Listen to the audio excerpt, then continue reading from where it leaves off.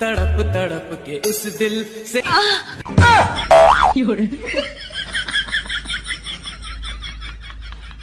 सुंदर तू लागत रहलू खाली हमरे साथे, वो करे सारी ते सुअर लागी। जब तोहार हमसे कुछ रहे ते कहत रहलू खाली हमारे खेत जोता, कि जब तोहार हमसे कुछ रहे ते कहत रहलू खाली हमारे खेत जोता। अब जब पैसा मांगिला ते हमरे फायद। बहुत परेशानी है गर्मी में जब से ठंड कट गया, कि मुर्शद बहुत परेशानी है गर्मी में जब से ठंड कट गया। अरे भौसड़ी के चैन फंस गया, लगता है मेरा लंड कट गया।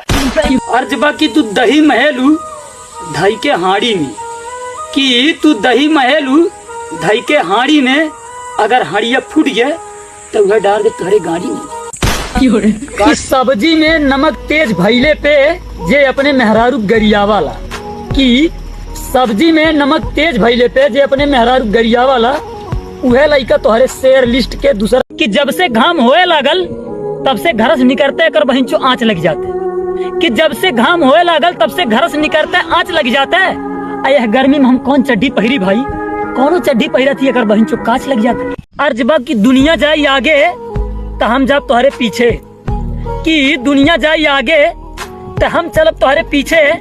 करेजा तू रोज मिले आवल कर, चाहे तू ऊपर रहे चाहे नीचे आवल कर। किसी भोजपुरी सार ने अर्ज किया है कि जब तू मेकअपवा कराई के आवेलू तो एकदम जैसे आलिया लागेलू, कि तू जब मेकअपवा कराई के आवेलू तो एकदम जैसे आलिया लागेलू, और जब भिन्नामक जुनिया मुँह धोई के निकरेलू तब तो एकदम कालिया लागे।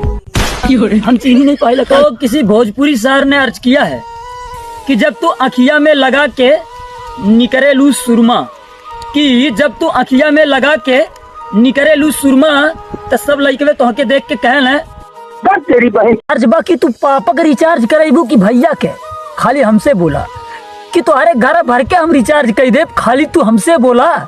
लेकिन रोज मिले आवल करा करेजा, कहाँ से हमसे कंट्रोल नहीं होला। हम रोज चाहिए।